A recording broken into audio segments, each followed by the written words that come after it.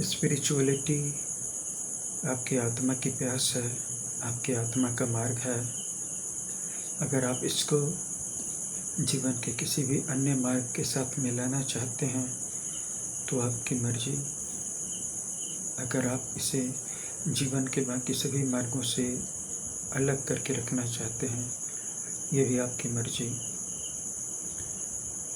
हमारे पास एक शक्ति है, चुनाव करने की शक्ति।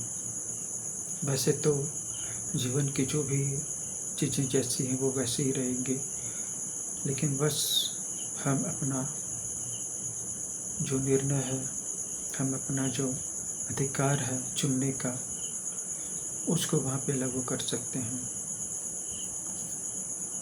वैसे अगर हम जीवन के किसी चीज़ को किसी दूसरी चीज़ से ज़्यादा अच्छी, ज़्यादा बेहतर बता देंगे तो ये हमारे लिए बहुत फ़ायदेमंद नहीं होगा। स्पिरिचुअलिटी में, अध्यात्म में एक ही चीज़ तो है कि अब तक हमने जो अपनी पकड़ बना करके रखी थी, अब उसको छोड़ दें, अब उसको हल्का कर दें, अब उसको ढीला छोड़ दें। कई बार हम अपने प्रयासों में असफल हो जाते हैं। कई बार हमने अपने जीवन को जैसा उसे बनाना चाहा था वैसा नहीं बना पाते हैं, और जब हमारे पास एक दूसरे ही तरह का जीवन हाथ लगता है तब हमारा दिमाग हार करके उसे एक डेफिनेशन दे देता है, एक नाम दे देता है। इन शॉर्ट वो कह देता है कि ये जो हुआ ये मेरे लिए इस तरह से अच्छा हुआ। ये एक तरह से वही बात हो गई कि जो भी होता है अच्छे के लिए होता है। मैंने जीतने के लिए प्रयास किया था, मैं जीत नहीं पाया, लेकिन अब मैं हार गया, लेकिन ये भी मेरे लिए एक तरह से अच्छा हुआ क्योंकि इससे मुझे कुछ सीखने का मौका मिला। बात क्या है कि हमारा दिमाग हमारी सबसे बड़ी समस्या है। हमारा दिमाग हमें तुलना करना सिखाता है, हमें चीज़ों को अलग अलग कैटेगरीज में बांट करके सोचना सिखाता है। अब सवाल ये उठता है कि दिमाग की ये प्रवृत्ति हमारे लिए लाभदायक है या हानिकारक है। अगर आध्यात्मिक दृष्टि से देखें तो हानिकारक है, अगर सांसारिक दृष्टि से देखें तो लाभदायक है। क्योंकि संसार में जब तक आप तुलना करना नहीं सीखेंगे, जब तक आपके अंदर में छल नहीं आएगा, जब तक आपके अंदर में भेद बुद्धि नहीं आएगी, तब तक आप शायद आज के इस संसार में सर्वाइव नहीं कर पाएंगे। कुछ आध्यात्मिक उपदेशकों ने ऐसा भी कहा है कि जब हम अपने तरफ से होने वाले सारे जितने भी दोष हैं उनको संवरण कर लेंगे, उनका निवारण कर लेंगे और अपनी तरफ से कोई भी भूलें नहीं करेंगे, कोई भी गलतियां नहीं करेंगे, कोई भी पाप नहीं करेंगे, तो हमारे लिए जीवन सुखद हो जाएगा, हमारे लिए सब कुछ अच्छा हो जाएगा। बात तो सही है, दूसरे लोग गलतियां करते रहेंगे, आप गलतियां नहीं करेंगे। दूसरे लोग पाप करते रहेंगे, आप पाप नहीं करेंगे, आप पुण्य करेंगे, आप धर्म करेंगे। लॉजिक बिल्कुल सिंपल है, लेकिन क्या हमने कभी इस पर चल करके देखने की कोशिश की है? दुनिया में जो सीधे लोग हैं, जो अच्छे लोग हैं, वो चाहे बुरे नहीं बने, लेकिन जो संसार में एक छल कपट का रास्ता है, प्रपंच का मार्ग है, चालाकी का रास्ता है, अगर उसको वो सीखते नहीं हैं तो उनको बहुत ज़्यादा चोटें लगती है, बहुत ज़्यादा धोखे मिलते हैं, बहुत ज़्यादा धक्के लगते हैं। इसलिए इस संसार में चलना तो आना ही चाहिए।